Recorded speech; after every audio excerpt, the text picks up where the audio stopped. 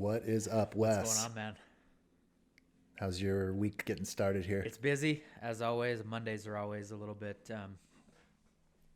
frantic. Yeah, So you having to make micro I'm adjustments? micro adjustments for Like, the win, man. That's not even 20 seconds in.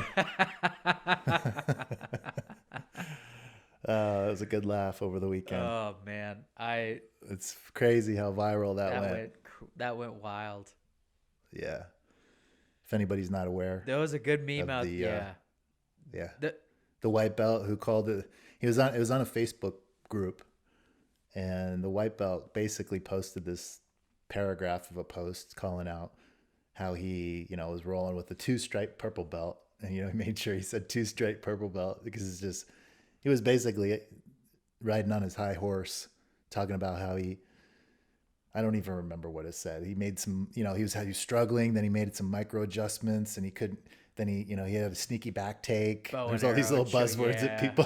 people were using, and in the end, the guy just got. I saw it when he got posted, very quickly after, and I was like, right when I read, it, I was like, oh my gosh, this guy is going to get lit up, and that was an understatement. And within like the next few hours, it cross pollinated across different Facebook groups I was following.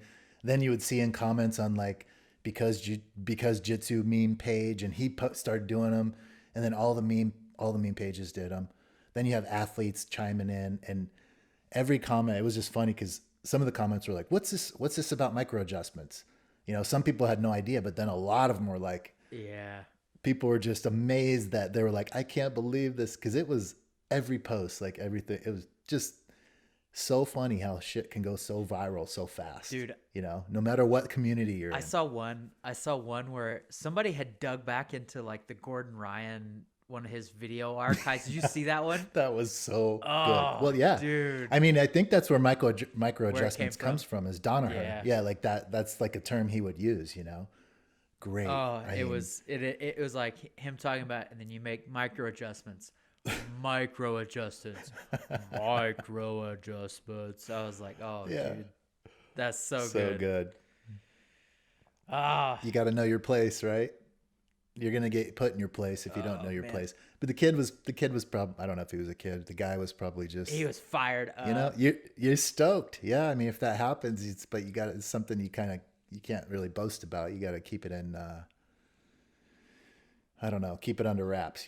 Pat yourself on the back quietly and move on, because it's only training too, It's only right? I mean, training. But here's the other thing, man, is I don't know, dude. Two stripe purple belts can be pretty tough to finish. There's just no oh there's yeah, like you got like I got to make you micro gotta make adjustments, micro bro. adjustments, but the like how does this person not have the insight to be like, okay, maybe he let me have that. Right, right, Like you yeah, didn't, dude. You didn't get that guy. yeah. I'm gonna read something to you. It's from Nathan Mendelssohn's Instagram today, and it was great because he got a good laugh out of it all too as well. But he he had a great post today, and he's just totally right. And I think it just we can all have fun with this type of thing, but at some point we have to, like, you got to set some standards in terms of honor, and honoring your training partner and having respect for your team and your partners, right? No one wants to be thrown on the bus, especially on some public Oh site on yeah. Facebook. I mean, can you imagine if you're the purple belt? Think about it. Think of it on his side. Oh, dude. You haven't thought about that, right? Oh, he's He coming. just went Oh viral. man, he's Yeah, coming with the yeah. wrath. So yeah, I mean, first of all, yeah, you can't do that. I mean, I think they had good fun with it at that gym. Like I said, I saw a couple videos where I think they gave the guy a lot of shit, but he's their teammate, and it was somewhat of an honest mistake. But the post here reads from Nathan: first rule of Fight Club: don't talk about Fight Club. And this is something he wrote a few months ago, from a guide he calls Everything I Wish I Knew at Each Belt Level. And he's going to put it up on his website. That's Nathan Mendelsohn. And it's all basically because of what happened. But his, he says, this brings me to another point about something that, a point that must be made. Never brag about what happens in training. Never worry about it either, because what happens in training does not matter. It is very important that you put that in your head right from the beginning, because if you don't, it'll hinder your progress, and you also run the risk of becoming the Matt douche. Training is for exactly what it sounds like, getting better. It's not a competition. And Nathan, he competes a lot. Okay, so this guy, he's super legit. It's not a competition. If you want to, do cool stuff and submissions and brag about it, then land it in a tournament, is what he says. If it's training, then it essentially doesn't count. No one cares that you tap the black belt in training. This is the part I like. And it goes to what you're saying with that purple belt. You don't know what is going on with that person at any given moment.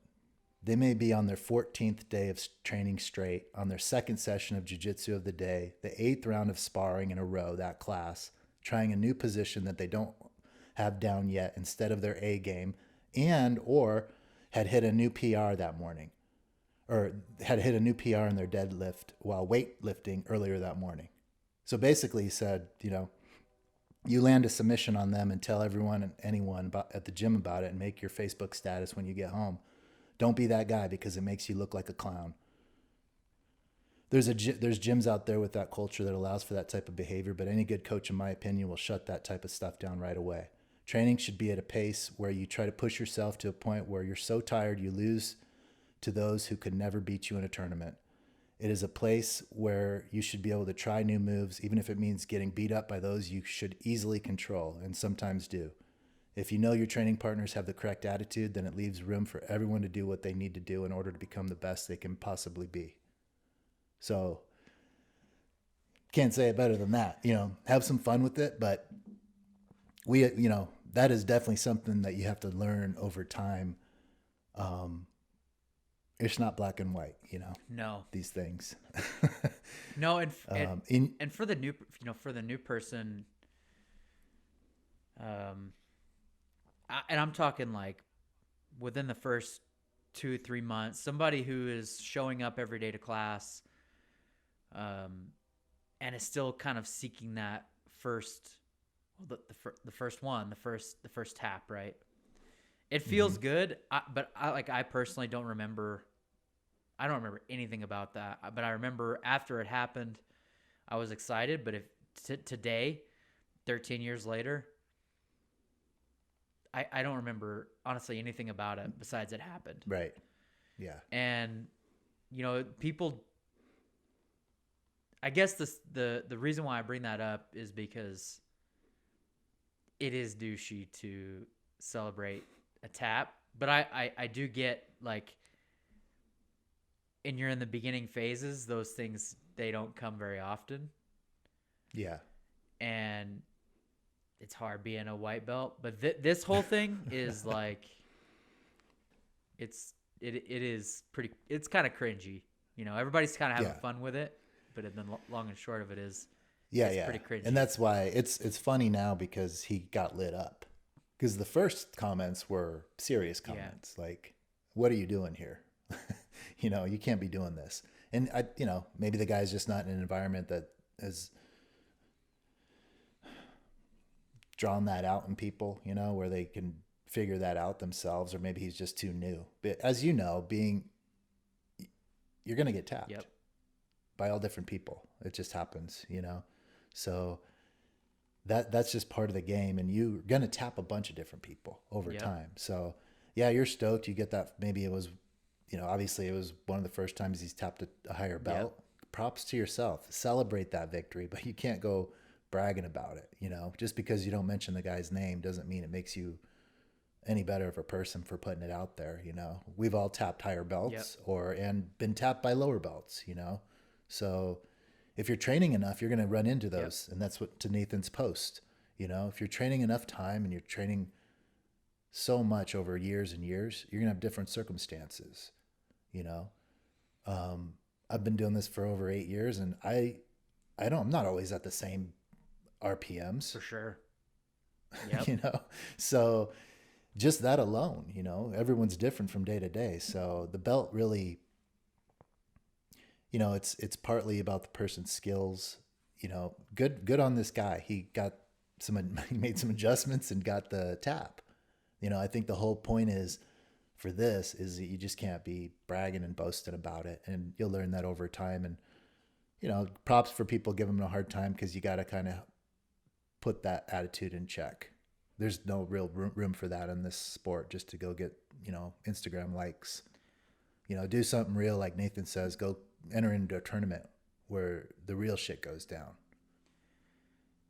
Yeah, man. Yeah, man. In the training room, there's a we've already kind of beat it up. There's no Yeah. room for it. No. There's no room for it. I think what we can talk about is like, sometimes I see, or I've heard social media, wherever you get these, this exact instance where you have a white belt tapping a purple belt, or, maybe you have a blue belt that's always tapping higher belts, right?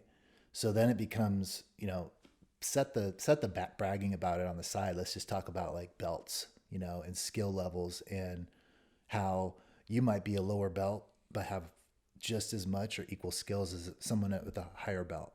So it kind of like, you can look at this on this other side of it, is also, we don't know what either one of these people are like. We don't know if this guy's a stud white belt and this guy's a purple belt that, maybe needs to improve their skills, or maybe he's a legit purple belt and he was just toying with the guy, Yep. or just saying, hey, I'm gonna let this guy work. Okay. Yep. We've done that too, Absolutely. right? So, the point is you kind of got to know, as you go through the belts, you'll understand that.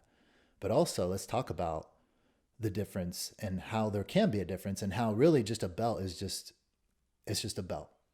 It holds up your Yep. pants. It's like one of the oldest sayings in jiu-jitsu, right? I mean, that's what it's there for, because we can talk about, in this case, you have these belt, to the naked eye, oh, a white belt beats a purple belt, but we can be in the gym. You can be in the gym where you have somebody that's a white belt, a purple belt for many years, and for whatever reason, maybe they're not the most athletic and explosive. Maybe their technique is good, but they can't apply it as much. Who knows where or why that guy or gal got a purple belt? But then you have this white belt who's been coming, consistently training, wants to just be a world beater, and comes in 6 months, a year, learns all these skills, and maybe has one or two sick moves. You don't think they can provide a challenge to that person? Happens all the time. Yeah. So talking about belts, and how it is just a color, the end result is like the maths don't lie. So, and this is something I was thinking about last week, and then our professor posted something recently on our Facebook group for a lot of the newer students that are coming in, and he was basically setting an expectation of, or explaining the way promotions work, because as you know, if you remember, I had no idea. Like, first of all, when you first started, you don't even know. I didn't really even know that there was a stripe system, to be honest. I didn't know jiu-jitsu enough to be like, oh, I just knew you're going to get belts. Yeah. Right. And even to my professor's point, Gustavo Dantes, he said, like, when he was coming up in Brazil, there wasn't even stripes. So you Yep. you never asked about it. Basically, you never asked about a promotion. You just trained hard. And, if you're a competitor, you go and compete hard. And then in good time, your coach or professor, they'll promote you when it's ready. And, it was a good message. No matter how, you look at promotions and different belt colors, but you want this expectation to be set when you're a new student, because I'm of the type of, I've always been ready to take on new challenges, but I've always wanted to have like an end goal, or an expectation. Like, what do I need to do to get to my next level? Okay. This happens if you're in sports. It happens if you're in business. You know, it happened in my career when I was trying to move up the ladder. It's like, tell me what to do to get to this next promotion, and I'll set my goal accordingly, right? It's not so cut and dry with jujitsu. Yeah. So I understand that that can be a challenge for people, honestly. If you think about it too deeply, you know, it's like, oh, I mean, does that make sense to Yep. you? Like, there's no one's saying, hey, to get your blue belt, you have to get this, and there's no Yep. checklist per se. You know, yeah, there's different expectations that different coaches are going to have. Obviously, everyone has different opinion. There's different levels of this game, different schools, all of that. So you do have that where in normal society, when you go after goals, most of the time it's like, hey, you need to do this to get this. You know, you want this job, you got to get this degree. Yep. In jiu-jitsu, it's more loose. So you have to look at it differently. You know, you have to look at it like, you first of all, you have to put total trust into whoever is going to be grading you and promoting you. And, you know, hopefully you've done your homework enough to know whether your school is legit or if you go on Yelp and it has a 1-star rating, you Yep. know? So, you know, if you're at a legit school, you're going to know that's going to, if the instructors and the people are super legit, um, it's going to be your belt is going to be tight, as they say in Brazil, versus loose. Yep. So I've heard that bunch of different times, that reference, and my instructor actually made that reference in the video he made. Um, but you want a tight belt, you know, you want that thing to be legit. So my school is known to be, you know, you got to put in the work to get your belts, and I love that part of it. Yeah. So, and if it takes me however many years it takes me to get to my next levels, then I'm just going to keep putting in the work until I deserve it, right?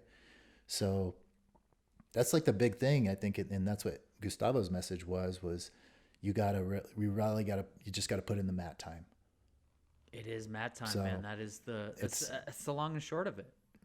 It's yeah. the long and short of it. And there was, I was sitting here kind of thinking about progressing through the rank structure, and I've told this story on the podcast previously, but about I got there was a moment where I was like, man, when am I going to get promoted? Because I was starting to catch these purple belts, and then that time just kind of dragged on to the point where I was Hmm. like, well, screw it. I'm like, I can't control when I get promoted. I'm just gonna keep training until somebody wraps a new belt around my waist, right? And it became Yeah. I grew up. I my growth really took off during that time. I was actually at a gym that the gym that I was at the time during that was also a gym where they didn't give stripes. So they Hmm. didn't do stripes on color belts. The only belts that they did were white belts. Okay. And it's why I like my blue belt is it's like almost white. It's all torn and tattered, and I have two stripes on it from the previous gym that I had came from. I could see it Yeah, you can see it. behind Yep, you. you can see it. It's like It's another white it's belt. basically another white belt. Yeah. But I think what happened during that time, and I'm gonna relate this back to kind of what this kind of led to this conversation, and even the way that I train now.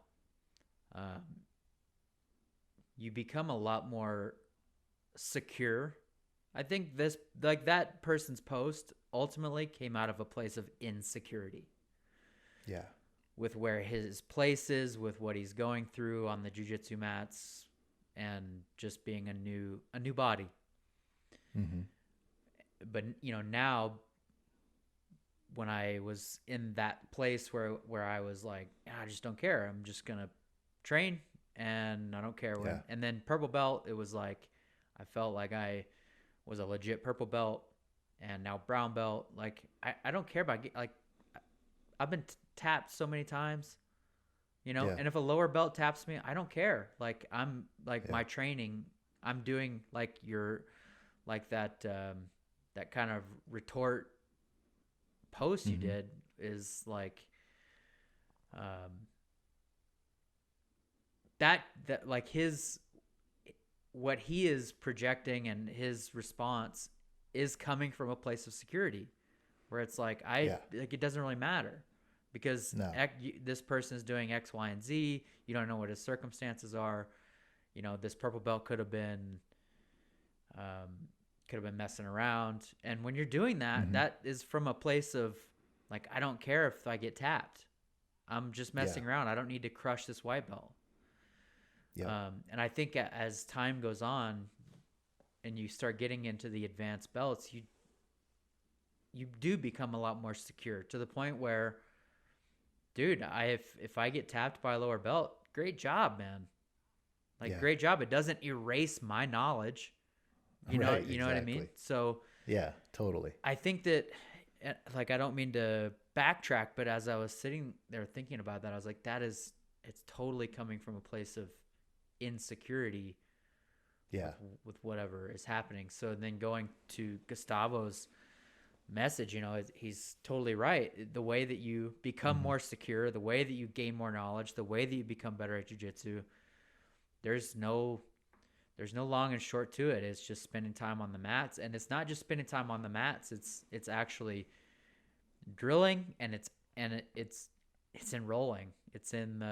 It's Rolling. in the time that you're going through positions, trying to apply the things that you're learning. I mean, you can Yeah. literally show up and drill all you want to. If you never put it Mm-hmm. into um, live practical application, it's never going to be accessible. Yeah. So it all comes down to the rolls and how much Yep. how much are you rolling, how much are you applying these things, and how much are you spending, how much are you actually trying to apply the things that you are learning. Exactly. So in the higher belt, they look at the bigger picture, I think, right? You like you said, you're not going to lose your knowledge. You'll live to fight another day. You've been there before, you know. It's not just about that one role, you know. Now, if you see a pattern or and you're maybe losing to all lower belts or having a hard time with all lower belts, then there's something that's a you problem, you know. And that means you got to pick it up or change it up and start putting in more work, you know. And this could, and we all, you know, while we're sitting here thinking, everyone's has some different colored belt in their mind, but this could just be somebody that's been a purple belt for 8 years Totally. and maybe just comes once in a while, and they come and they get destroyed by somebody that's a blue belt that's come in consistently across the board. You know, they've been training for months and months and months at 4 or 5 times a week. They're competing. You know, Yeah, there's going to be a difference for there, sure. right? So, you know, you going back on our friend Isaiah or whatever his name was, you know, if you're tapping one person, you know, if you're tapping that purple belt, that's fine. You know, what's really going to happen in the gym is if this is your training partner, you're going to keep rolling. You know, who knows what happened before or after that, or if this guy that's the one time he ever got one over, which would be much worse. I hope this guy really never trained much with them. You know, it'd be worse if this guy got destroyed every day by the purple belt, and then he gets him one time and puts it on Facebook. Come on. My point is though is it doesn't matter your belt color, you can get tapped. Yeah. Okay, it happens all the time. Now, maybe you're getting tapped by that same person over and over with the same move. But that also goes through another point that Gustavo made was to advance, you have to be able to, you need the mat time and the rolls to be able to recognize patterns. So a lot of it is about pattern recognition. And it's super true what he said. You know, he's like, if somebody's throwing up a triangle you want every time, you know, and he's basically talking to white belts, you know, whoever, but you know, I think his message in this regard was to a white belt who, you know, you end up getting your arm inside the triangle. You know, you leave your arm out there, you're getting Yeah. triangled. So his point was, you know, it's the mat time in the roles with the, you know, those other people that are at your level that are going to, you know, he said maybe it's not even the coach that's going to point that out sometimes. You're going to recognize. And it's so true. And that's why, you know, mat time means everything. You're going to recognize, hey, every time I put my arm in here, I get arm barred. Or every time I put my arm and head in this position, I'm getting triangled. And eventually you'll start recognizing that and take your arm out. Yeah. Or figure out the defense or how not to get there in the first place. So it's not always your coach. Is his point is you have to take responsibility for your own actions and put in time. Doing drills only, whether it's, just maybe you're, and this is just coming, this is from Gustavo. It's just my opinion, but maybe you're on COVID and you're doing drills, and that's great. You're not back training in the gym. Keep consistent, at least get some knowledge going. But if you're doing that, you're pretty committed anyway. You also know that it's not the same as a live roll. We all know it's just not the same. Dude. That's where you learn the lessons every day on the mats. Yep. So the old adage, the mats don't lie, so you're going to get promoted. Going back to the belt system, you get promoted when you get promoted and when your coaches think it's time. It's, if you're new, you don't really want to ask, it's good. I think it's good to, when you start out with the program, either do your due diligence and understand the belt and ranking system of jiu-jitsu, either online or maybe you have a friend. If you don't, ask the professor and the owner of the school, what is the system here? What are my expectations? But as you're going through the ranks, it's not something you're going to be, so-and-so over there got their blue belt. I've been here just as long. I haven't got my blue belt. You can't go ask your coach, number one. And two, you have to really sometimes you have to look deeply into the issues and the reasons why, First of all, we're not all created equal. Some people are more athletic or more naturally technical or are better built for a certain type of sport. You've been coming as long as that person that got their blue belt, but you haven't been promoted yet. Well, is that because they come 4 times a week and you come 2, or is it because they come 3 times a week every time since they started and you take 2 weeks off here and there?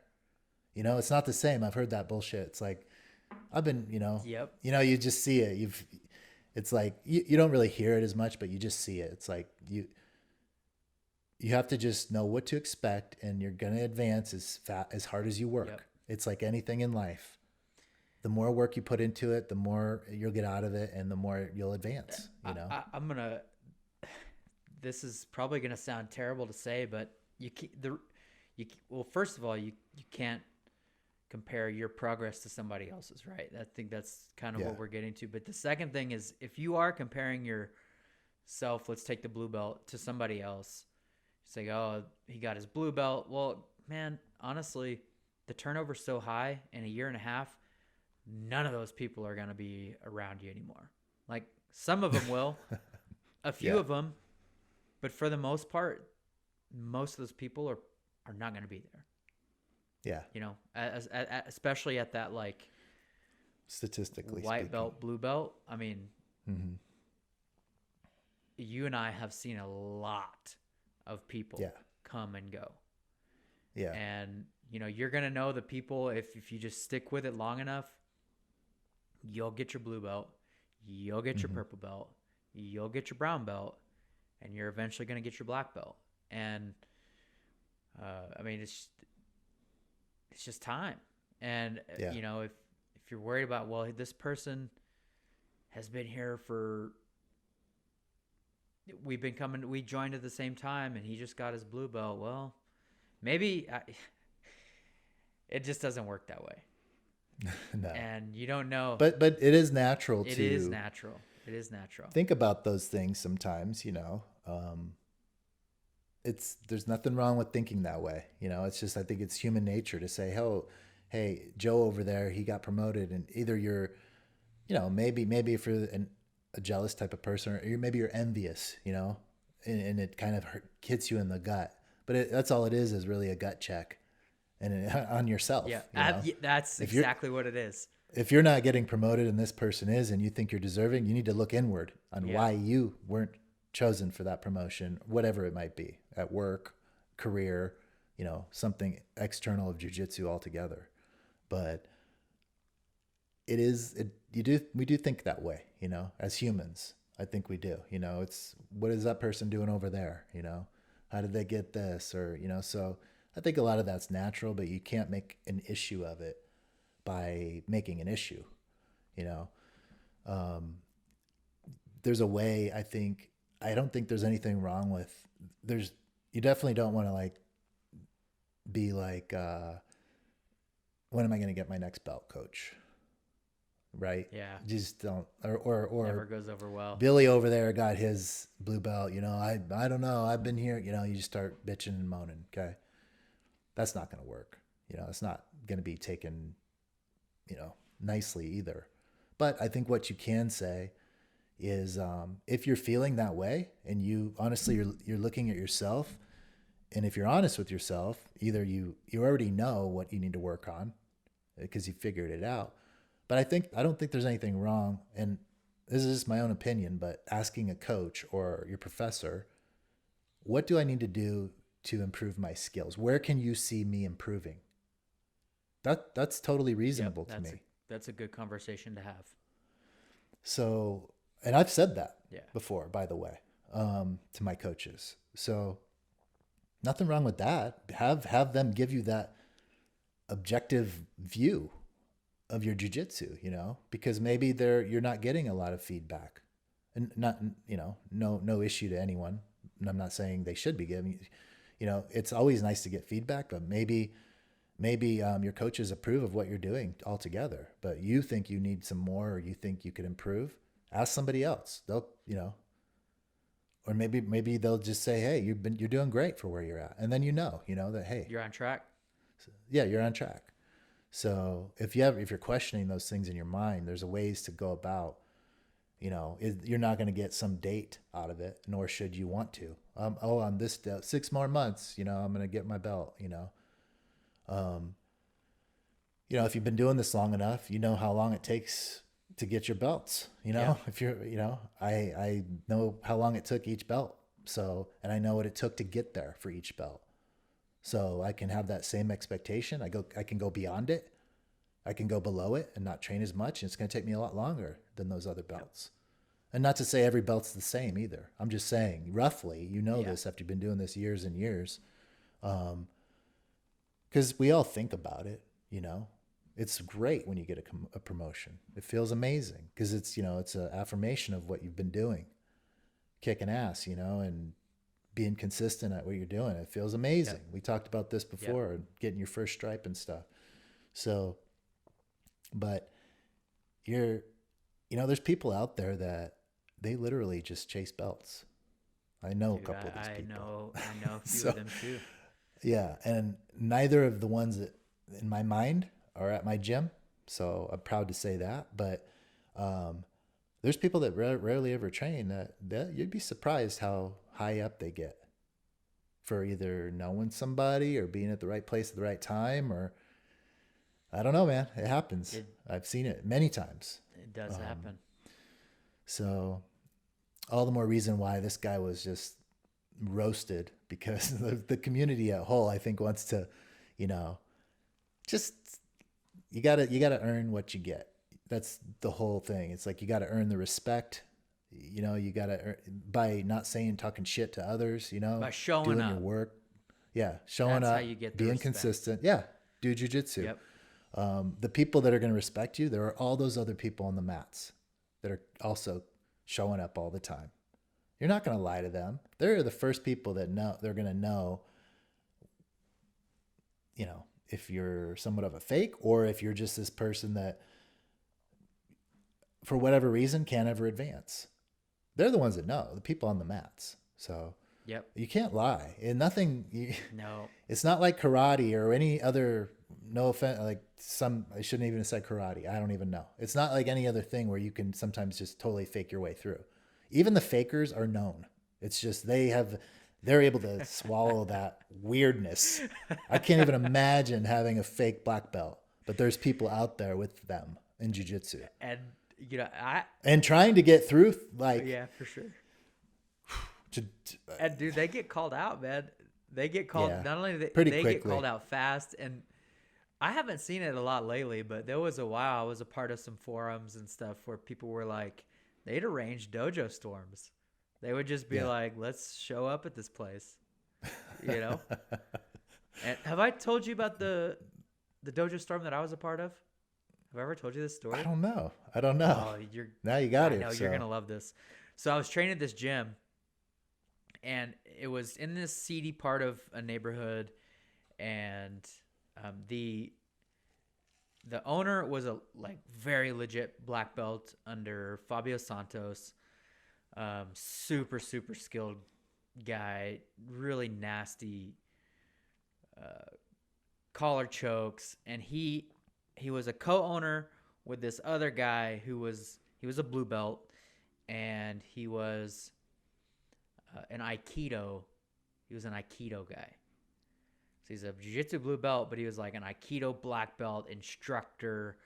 Like he had this learn from Steven from Seagal. the man himself, and he had like another gym, right? So he had another gym that he was a part of, his aikido gym.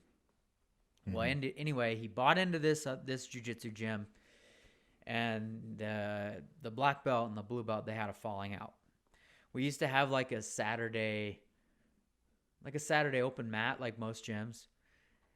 Anyway, this big falling out happened, and we're all at this open mat, and here comes like in the door comes like his entire school of aikido guys in their gis.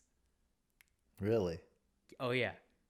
Call it They're Aikido they're gis? aikido gis. They were like, let's do this. What year was this? This was in 2000. This had to be in 2000, around. This was probably 2012, 2013. That's amazing. Yeah. So anyway, open mat stops, and it is like, I mean, it's classic, like circle up, like put some matches together. No like strikes or anything, but it was going to till a tap. Really? Yep. Start from the feet, and those. Did all these guys train jujitsu too? No, Only one? only one, and he was like a What blue happened? belt. Oh, these aikido guys just got, dude, they just got destroyed. It was so bad. That is so It awesome. was so bad. I mean, it was so. So Sounds like a great plot to a movie. Born a Champion 2, Yeah, Dojo Storm. totally. So yeah, be dude, fun. it was legit. It was the only time it ever happened. I saw some crazy stuff at that gym because the owner was just like, he was pretty hands off, but the black belt instructor, he was into real estate and all this other stuff. He was from Porto Alegre or somewhere down in Brazil, and anyway, he did like it was in like a really seedy area, and there was all kinds of like there would be drunk people coming in, and he had no problem with the jiu-jitsu guys. Like they'd want to get on the mats and challenge people. He had no problems. Like he was Really? just like, that was his, He was into he it. was into it. But anyway, That's funny. that dojo storm, man, that was something that I will never forget. I'm so glad I got to experience that. Yeah. Something good to be a part of for sure. So those are getting more rare and rare, you know? Yeah. You got fake black belts out there, but they get called out Yeah, quick. it's really You know? fast. There's some famous stories that you can find online about them getting called out. But there's also black belts out there that maybe aren't the highest level of black belt, you know? So, you know, it's like, Black belts out there that don't roll. I can tell you that one too. yeah, Another school I trained at, black belt instructor, never saw him, never rolled with the students. wow. It's like, So- showed up, taught the class, and that was it. Never rolled with the students. And it was, That's crazy. You know? And that's part of it. Like, for a couple different things. It's part of the community building. Like your students they want to roll with you. Yeah. We still live, there's a lot of black belts out there, but we still live in like the jiu-jitsu world right now is still very small. And there are still a lot of places that don't have black belts, that don't like, they're stoked if they get a purple belt or a brown belt, And so even now with so many black belts out there, students still like revere their black belt instructors, and they want to experience what it's like to roll with a black belt. Absolutely. And it's the whole teacher student. For sure. Like, look at any martial art movie ever. The teacher and the student are always sparring, that's where you learn from. And going back to our point before, a person can tell you all day the moves, but you have to also feel that from a black belt. And the black belt instructor. You know what I mean? If you haven't rolled with first of all, if you're out there and you haven't rolled with a black belt, it's a big difference. Huge. Like, maybe you've never rolled with a higher belt and you just started listening to this podcast and you just start training. That you need to do that though. You have to feel what it feels like when someone just toys with you. You know what I mean? Like everything that you do is the wrong move. Exactly. They have or they have an answer for everything, and they're 2 steps ahead. So, but not training at all. There's, you go back to your point of, in our world, jiu-jitsu is growing, it's exploding, but in the bigger picture, not so much, just because in some geographic areas, you don't have a lot of skills, out there yet. But also what can happen, and I think the community, as a whole tries to hold up the value and the standard of a black belt, because without that, we become somewhat of a lesser, just going to say it, like a karate or something, where the belt doesn't mean as much. Yeah. Or maybe it means much to them, but it doesn't mean jack shit in down. terms of a jiu-jitsu belt, so it gets watered down. That's the problem. And here's the thing, the way I look at it is if you promote somebody to a black belt and either we've seen this too recently, they don't have good character, or they're not the best person. Maybe they're not the best. They're not the most technical person. Maybe they've got their black belt and they've never even competed, but they've been training a long time, and everyone's situation is so different, But you could have a gym where this guy gets his black belt and maybe his only other times rolling with the black belt was his own black belt. And that guy was already not that good. And then this guy gets watered down. And then all the belts that this person's, it doesn't take long before somebody that doesn't know what they're doing is promoting people, promotes prematurely. This happens a lot. Yeah, it does. It just naturally, because, and to no fault of some of these people either, because they might not have ever been around a higher level black belt that's, you can go to every state and Google best jiu-jitsu gyms. The top ones aren't lying. Yeah. They're not lying about those. They're legit. And there's reasons why these people get reviews, and or simply just Google your professor, the academy owner's name. You're either going to find, hopefully for the most part, you're going to find stand-up people. That's what my experience is. Yeah. Great people that are, into it and know a lot. But there's also places out there that have slime balls working for them, or you know what I mean? Yeah. Or the black belt's an asshole. That happens too. So, it's so different. It's different. So everywhere. I think that's why, for me, when I started, I just wanted to get with I'd kind of try to figure out who the most legit person was in my area, because I didn't know anything else. And I think I found him. So, yeah. Now, as it turns out, man, in your area is like a freaking hotbed. It's like, there's a lot of high level jiu-jitsu. It is so crazy. Yeah. Like the competition scene out there is just insane. Yeah. It's a hotbed out here. Ugh, There's a lot of it gyms, and they're all doing very well. By the way, they are it's all booming. Jiu-jitsu's really big out here right now.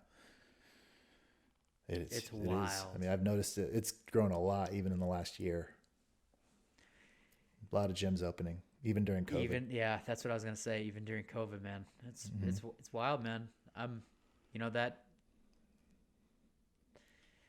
It's a good scene. it's a good scene, and um, it's when you get a taste of that like next gear, Hmm. that high that like that high level Yeah, stuff.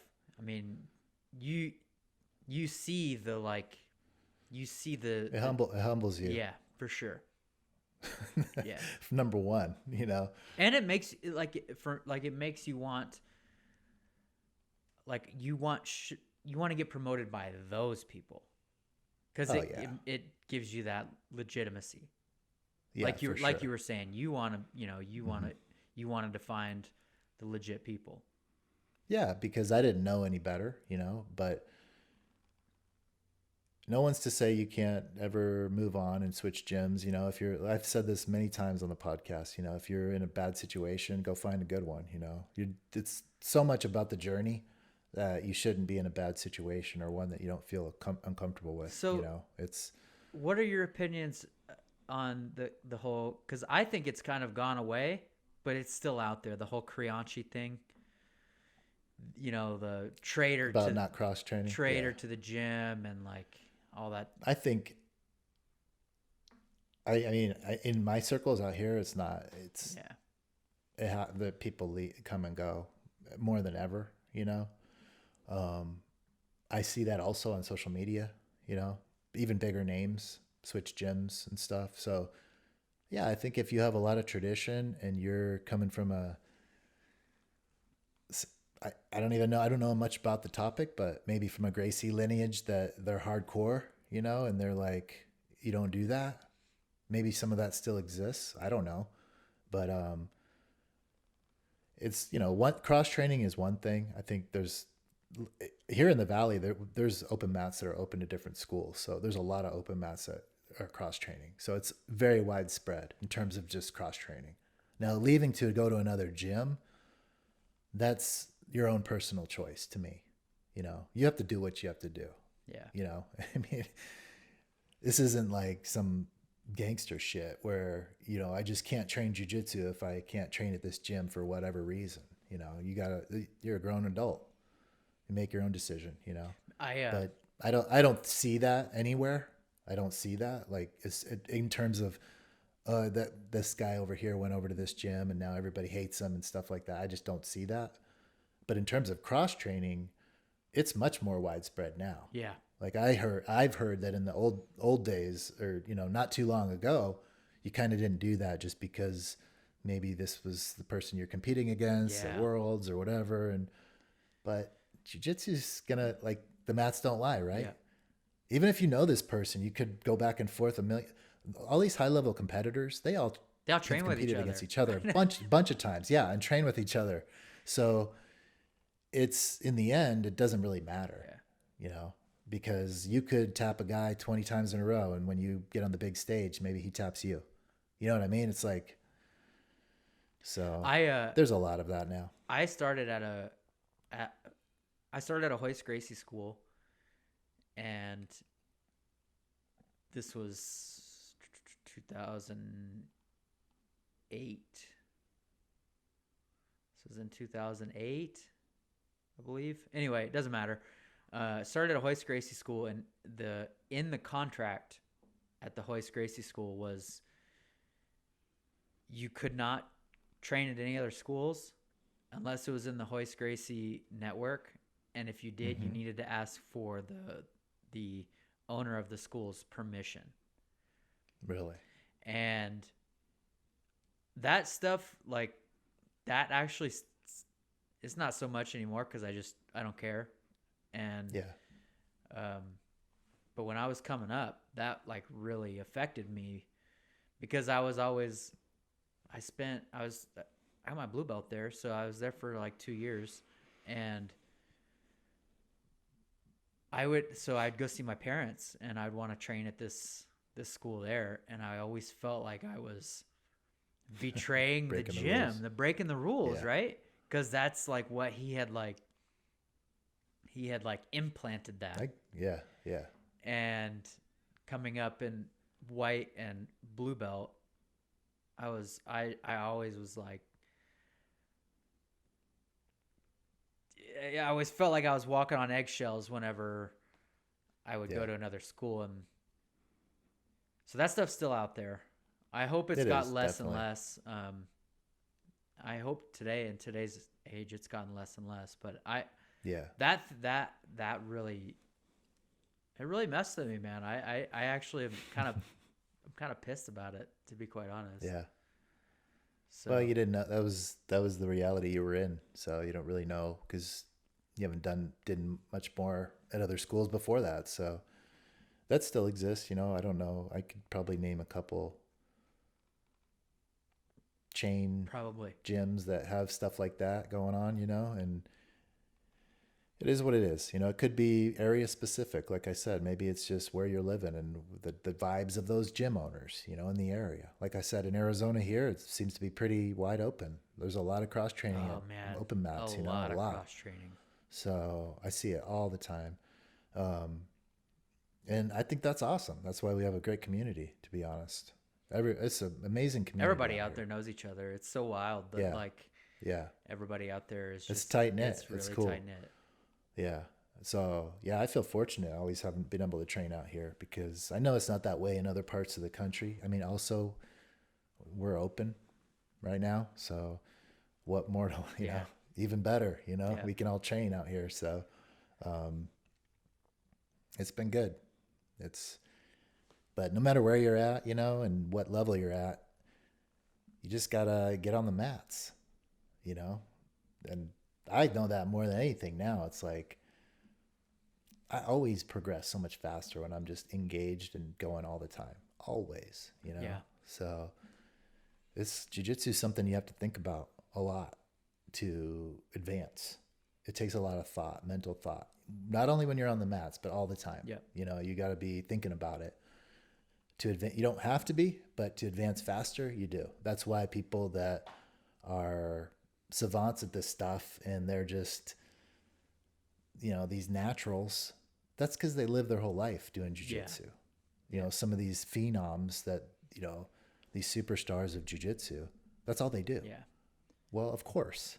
That's why they are the best. That's why they're champions, you know? It makes sense. And it's like that with anything in your life, whether it's your job or your other hobbies. The more work you put into it, the more You're gonna get you're gonna out. advance and Yeah. get out of it. So jiu-jitsu is just like that. Dude, And this next generation of grapplers is just gonna be like we've talked about it before, but I mean the yeah. Tolo brothers. I mean these kids Yeah. are seven. They're gonna it's gonna be insane. It's We're gonna crazy. be like these old, I mean, Been doing it it's since they look were at the 3 difference. I know. and haven't Look at the stopped. difference between now and even 50 years ago. Crazy. Like 1970 jiu-jitsu. Look where it's come now in terms of skill too, by the way. Like it's evolved so much in the last even 30 years, Yeah. you know. Crazy. Just maybe the sport's grown so much it has just developed just this crazy sport aspect of it. Obviously, it's a lot different than the old school self-defense jiu-jitsu. Yeah. But the sport jiu-jitsu is just it's I still see people, and those guys are a great example of it, inventing new stuff. Yeah. You They're know, just being and creative. like being creative and just deadly. Yeah. And I couldn't even imagine like rolling with one of those. It'd just be like torture, Dude, you know, rolling with one of those kids. honestly, Torture. like I was thinking about this the other day. I was like, with my job, and stuff, I was telling my wife, because I want to start not only competing, but I want to start as my job, like going to these, just doing a little bit of traveling and going to, to some of these competitions and just doing a little bit of promotion, wear a shirt around, just hanging out and being in the community. Networking. It matters being, when you run a business like you and I do, you need to be in the Yeah. communities that you're serving, right? So, I Yeah. was telling her, like, I want to start getting as COVID starts, as this thing starts dying down, hopefully I'll be able to do more traveling as a part of my job, and being in these where these competitions are being held. And I was sitting there thinking, I was like, man, this is going to be perfect, because I want to go to I want to go down and train with Cyborg. I want to go out on the West Coast. I want to visit Atos. I want to go. Now I'm to the point where I just want to seek out all these people. I want to train at one of the places that I want to really train at is Ryan Hall's 50/50. Because that dude has been a big part of my development. He helped my triangle just immensely. So it's I want to go out there and cool. Just start seeking out and just doing a little bit of traveling and seeking out some of these people that have influenced me, and just that'd be awesome. Go to their schools. Yeah. So it's great for your business too. That's the thing. You have an excuse to go have fun and train with these legends and learn more and pick people's brains and really just advance your network. Yeah. So that's going to be great. Yeah. Hopefully we can ease up travel. I can't wait till the circuit starts again, where IBJJF's in all the different cities, parts of the country, and, all the other pro events are moved around the country as well. Cause right now they're primarily in just 2 locations. So I can't wait, man. Dude. Talking to one of my training partners today, both of us were just over it. Man. Dude, it sucks. Because we're both business owners also that have been impacted. So, yeah, we talk about it all the time here, so we won't beat it up again. But I don't even know what's going on in that world right now. I don't either. Paying attention. I don't either. I just try to do what I do to stay safe and healthy and go from there. That's it. That's pretty much all I do too. I'm in this pod. It's awesome. I love the guys that I'm training with. I was teaching the pretzel pass just this last weekend. Oh, nice. Yeah, I was teaching the pretzel pass, and I was talking about Gary and obviously Braulio, but it just reminded me, I was teaching that pass and teaching somebody. It's not my bread and butter, it's somebody else's bread and butter, but I've got one of my training partners here that he's built for it. He's really long and he likes to pass that way. So I was like, I do too sometimes. Yeah, dude, it's a dirty pass, man. It's it is. It's nasty. It's pretty nasty. So when it's done on you, it's like, oh man, it just sucks. Yeah. So anyway, I was teaching that for a while. Everyone is going for those in our class. You know how it is when somebody shows something and everyone starts going for it, and that one was going around for a while. A couple guys really like that one. It is a good pass, man. It is a really, really, really strong pass. So I was teaching it from, Braulio, that overhook sequence, like the overhook with the arm, and then just kind of baiting that and then setting it up. Mm-hmm. And because the gym that he was training at, or is training at, or was training at, the gym that he'll probably go back to, they're big into that overhook sequence. Oh yeah. So he can have something for it. Yeah, he's got a little something for him now that nobody there has seen yet. So I like that overhook sequence. Dude, too. It's strong, I like the man. Overhook. I like that. It's super strong. And the gi is better. Yeah. I mean, when you get in the gi, you can lock somebody down there the whole time. Dude, it's such a powerful sequence. I was working that with my friend Adam the other day. Yeah, working that with Adam the other day. It is and there's a lot of options there too. So yeah, a lot. Jiu-jitsu's fun. Dude, it's so much fun. It's so much fun. So I'm hoping I can get down there and train soon. That'd be great. Yep. I've been having fun with it. Been going 3 times a week, and how's the morning class? Perfect. It's good. Yeah, it's a great way to start your day. I've been showing some stuff on Wednesdays, so that's been fun. Some crucifix off the turtle. And another one this week. Just keep showing up. That's right. That's basically what we're saying. You got to get on the mats, guys and gals. Yep. Get on the mats and get those rolls in. don't worry too much about your next belt or your next stripe or your next tap. You gotta, yeah, you just have fun. You have fun, and if you're getting tapped, go figure out a way to not get tapped. That's the way I do it too. It's like, if somebody's getting one over on me every time, I'm like, I have to, you know what? First of all, I have to roll with this person more, you know, or at least if I'm rolling with that person every day, try to figure out, that's how you get better, Same reason why a lot of stuff that I've used in the past, guys that roll with me a lot, they can shut it down, It's like, you're not going to do that one on me again, you know? And that's the fun of it, the back and forth and the challenge and the human chess. And that's when it becomes great, when you can have long-term training partners that you can develop that with. And, I rolled today with one of my oldest training partners, and it was an awesome roll. It was just like, because we know a lot of each other's game, and, it was even a couple laughs in the session, it's like, yep.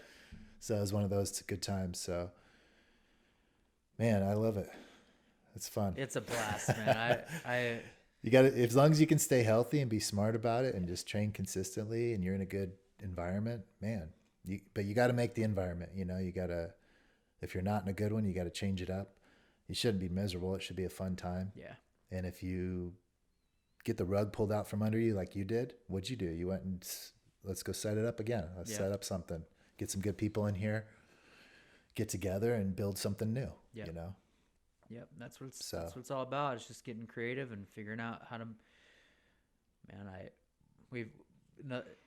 can't imagine. I can't imagine life without it. Yeah, for sure. So. On that note, long live jiu-jitsu. That's right. We'll see you next week, guys. See ya.